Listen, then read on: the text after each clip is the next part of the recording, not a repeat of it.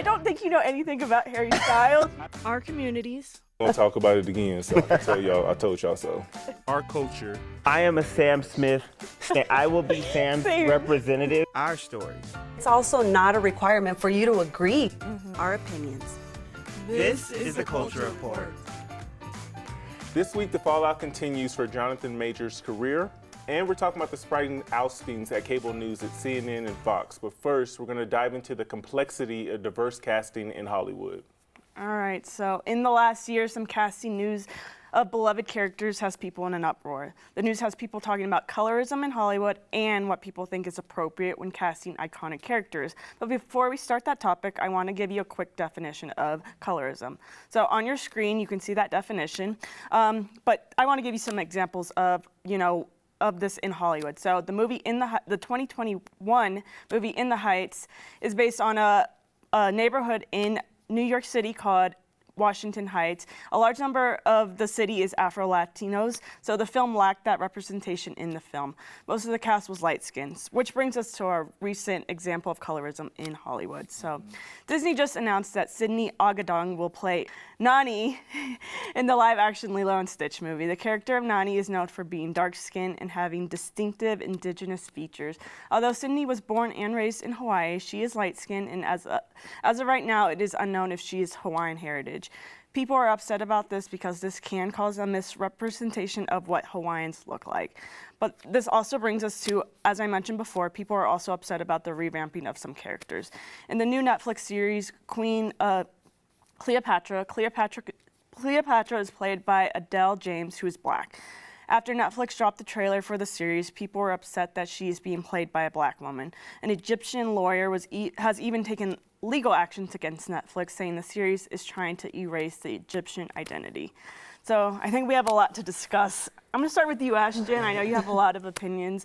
I kind of want to hear both of your thoughts on like the Lilo and Stitch casting and then the Queen Cleopatra. Yeah. So there's one thing to be misrepresented in colorism. So having characters that don't look like, or having actors portray characters that don't look like what we're used to seeing. So with Lilo and Stitch, having light-skinned characters play those darker-skinned, full-featured characters that we're used to seeing, I think that's problematic, and that's a part of colorism that we deal with. But also with Cleopatra, I think that problem is seeing black people or other people of color interpret roles that we're used to seeing white actors or used to seeing white storytelling being taken place.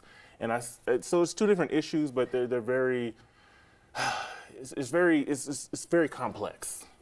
Yeah, I did see a quote from the director react to the actual Cleopatra one, and I quote what she said. She said that people were not upset about her being portrayed as sleazy, dissipated, drug addict, and Egypt didn't mind during that time, but here she is black and everybody's like really upset. You talking about Queen Cleopatra? Yes. Gotcha. Yes, so when In Rome was the movie, then that's where they characterized her that way, but there was no outrage.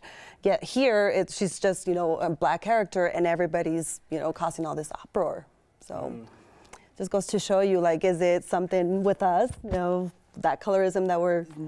No, I feel like it's hard to just dismiss someone like that. Like, he's saying, like, oh, I feel like they're stealing my culture, which I kind of agree. We were talking earlier, you were asking, like, oh, well, what's the difference between this or, like, something like Hamilton or something where, like, a different race can play something, but it's fine. It's fine then, but we're doing it now and it's an issue. It's different, though, when white people do it. When you take a black story, because we've been historically marginalized and misrepresented in media, to remove black people from a story that's organically black or from people of color, that's problematic. But to tell a story from a black perspective, I don't see a problem with that. I think the issue with this is, well, with Hamilton, it's like we already know the history. We already know, like, we all know that those are white men. Yeah. Like, we know that. I feel like with Cleopatra, like, it's been debated forever. Like, people are unclear about the history. They don't know what her ethnicity was. They don't know her race at all. They don't know. So, for, like, Egyptian people, they're, like, she's, like, a really big figure. So to see her just, like, for something like this, people are going to see it as educational. So for you to say, okay, Cleopatra was black, if that's a misrepresentation of history, I can see how that would be upset. Like, and why people would be upset. Now, if people historically knew that she was Greek and that she probably had Iranian background, this probably wouldn't be so much of an issue because we know who she really was, but we don't really know who she really was. So now it's kind of like you're just trying to change history, and that's why I am not down for it. Down for the Cleopatra? No, I feel like if we're gonna tell the story, let's tell it correctly. So what's the correct way to tell it? I don't think anyone knows what ethnicity she was. It's like you can't just say she was black. And Jada Pinkett Smith, who was a part of the team, was saying how she really wanted to display like all the black queens and all this stuff. I'm like, well, one, we don't know if Cleopatra is black. How about we make a story about a queen that we did know who was black? But the default of that would be to go back to just portraying them as white characters. Didn't say white. It's just Hollywood always Well, prefers that's what those characters. yes. So I think it's a good opportunity for these characters, like these black characters, to play these really powerful roles. Because even for Latinos, we always get these like stereotypical roles where they're nannies or they're criminals. So I like seeing a lot of these new faces, giving life to these characters. But is it a stretch to say that she might have been black or a person of color, like Egyptian woman? I automatically think black or brown. People always automatically think black or brown, but in that part of Africa, everybody there isn't black. Like, people came over there, and at that time, I mean, maybe through the bloodline, it would have happened. She could have been mixed, but I don't think we can just apply the one-drop rule to Cleopatra. They come in all in different colors, Ashton. Yeah, but we haven't seen no black Cleopatra, so I feel like the one time we do see it, now it's a problem.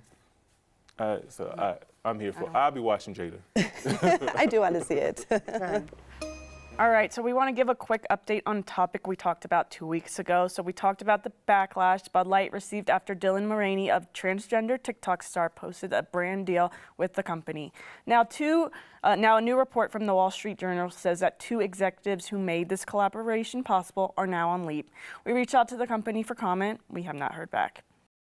469. That's the number of anti-LGBTQ plus bills that have been introduced across the country just this year, according to the ACLU.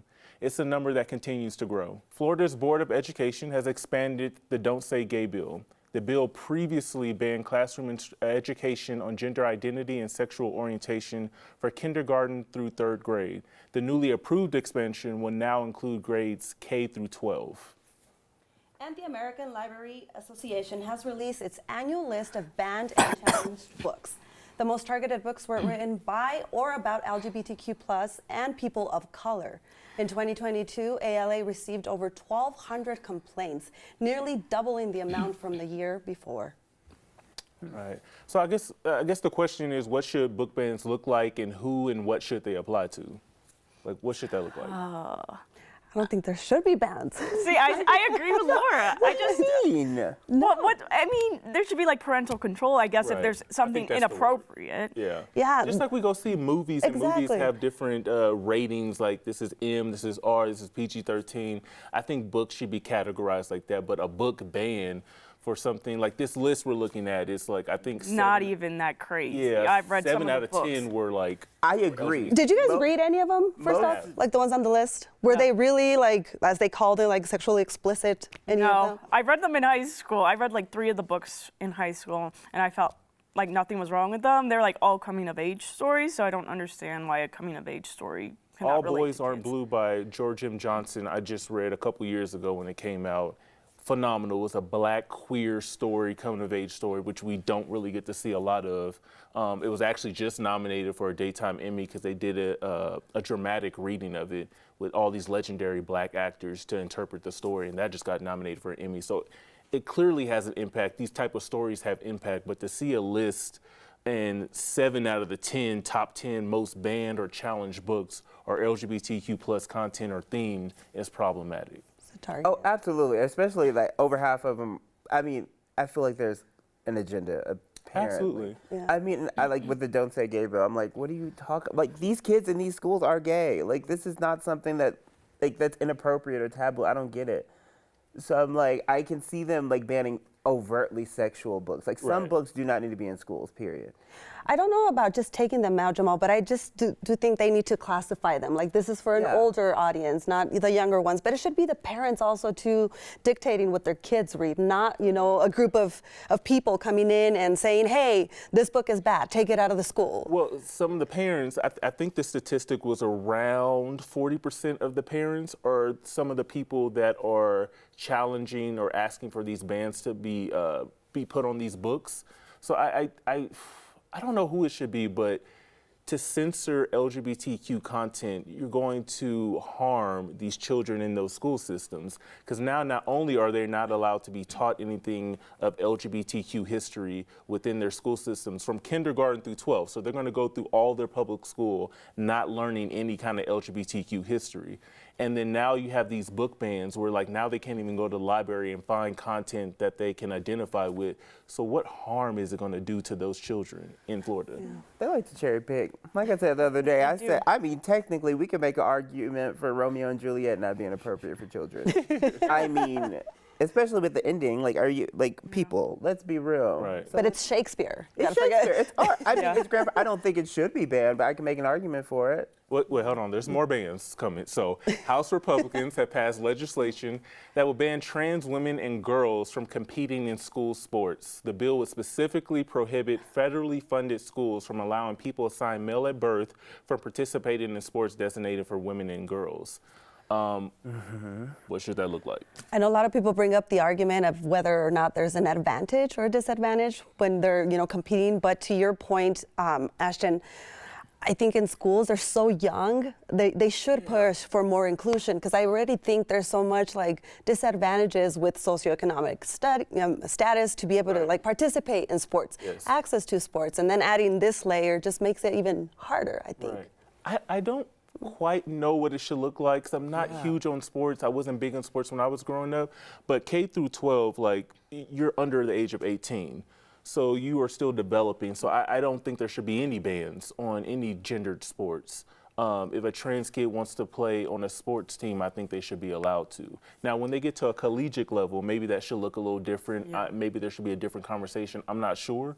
But I definitely feel like, what's the exclusion? Why should we exclude trans kids in K through 12? It's ridiculous. Yeah, I agree with that. Just like the younger kids that aren't fully developed yet. I mean, I don't know what we should do when they are developed. Right. Once we That's get why there. you'll have to do it like on a case-by-case basis. 'Cause Yeah. It's really hard because as like an ally, I want to be like, of course, I want any trans kid to do whatever they want to do. I want them to feel normal just like anyone else, because they are. But at the same time, I do understand the other side where they think there is a distance. Like they have an upper hand if they are more developed, true, or if they though? hit. But is it really when they're not on- little? When they're little, you really think there's a big Some disadvantage? people hit puberty really early. That's why you be seeing some of these guys walking around like 13, but they look 26. Well, that's why it's also important to advocate for trans healthcare, because like those kind of things like disadvantage them in situations like this. Allowing them access to trans healthcare eliminates those kind of conversations. As like those puberty problems. blockers, Right. and things like Absolutely. Yes, yes. that. Yeah, because for that, like then it's like a non-factor because they aren't, you know, like hormonally they're where they should be. Yeah, I'm not sure. I don't know. I don't know the answer to it, but I don't think it's to ban children in K through 12 specifically from playing sports. Trans kids specifically. I don't think so either. I don't know the answer either. But thankfully, that's not our jobs, and we don't have to do that. But I hope the people that do make those decisions are out there really having those discussions. They ain't, Yeah. but, you know. But with all these bans, we do have some good news. I know there's a singer that is using her fame to, you know, create change. Lizzo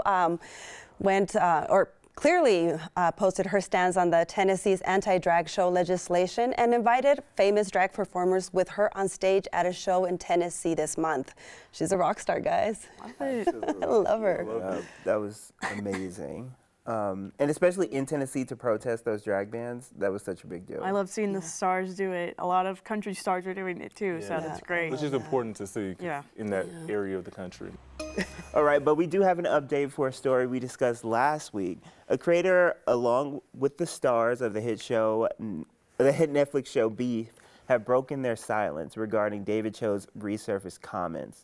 Now, Lee Sung-jin, Ali Wong, and Stephen Yoon shared a joint statement to Variety saying, quote, "The story David Cho fabricated 9 years ago is undeniably hurtful and disturbing. We do not condone this story in any way. It goes on to say, we're aware that David has apologized in the past for the making of this the making up of this horrific story, and we've seen him put in the work to get the mental health support he needed over the last decade. Now, as of now, David Cho has not spoken out about the situation, and he isn't the only actor in hot water right now. So Jonathan Majors is getting dragged through the dirt right now due to some domestic abuse allegations. Now, Variety reports that multiple people are coming forward accusing Majors of abuse. The report says the alleged victims are cooperating with the Manhattan District Attorney's Office. Now, his attorney says Majors is innocent and has not abused anyone. Last month, a woman accused him of assaulting her, then later recanted her story. Now, his attorney released this text conversation between Majors and one of the women he allegedly abused. In the text, she says, quote, "We'll make sure nothing happens about this. I told them it was my fault for trying to grab your phone. I read the paper they gave me about strangulation, and I said point blank, this did not occur." Now, over the past month, he's been dropped from several productions and agencies, and his publicist reportedly dropped him recently, as well as Valentino. He can't go to the Met Gala, and like every day something new is coming out. So, like I said before, we're holding people accountable if they did it, but in my mind, we're innocent until proven guilty, so I will save my opinions until then. We're innocent and proven guilty, but like, in my mind, I feel like he's already been found guilty in the Court of public opinion. Yes. This is the first time where I'm like, when I saw someone like with the accusations, I was like, no, I was actually like disappointed. I was too. But like it was so weird to me like how quickly he got dropped by everyone. I think that like, the day after like the army dropped him, as soon as he like nope. They said no way. But like I haven't seen that with other celebrities. For example, Ezra Miller, he also had a whole bunch of stuff come out about him, and The Flash is coming out this summer. Like I don't understand why that. And he been in Hawaii terrorizing. Yeah. People, haven't they? Beating up people. Yeah, but maybe they, like for Ezra, they had too much invested in Flash. You Well, know? Maybe like that's why They have they're too much invested in Jonathan Majors. that like, too. But That's he like- hasn't been removed from any Disney. No, Marvel has not Marvel. parted ways with them as of now. They haven't said anything about recasting, but he is going to be, he's going to be one of the highest paid actors of the next couple of years because like he's in some of the biggest movies of the year and they've already weaved him through the Marvel I'm universe. sure and he's everything. even filmed some movies too. Oh, yes. So it's like he was supposed to be Thanos level big bad, and then this happens. So I would hate to be in that room right now thinking about how to fix this. Oh, I know. And then also going back to the text messages that you showed us, Yes. Jamal, I did see that they were undated.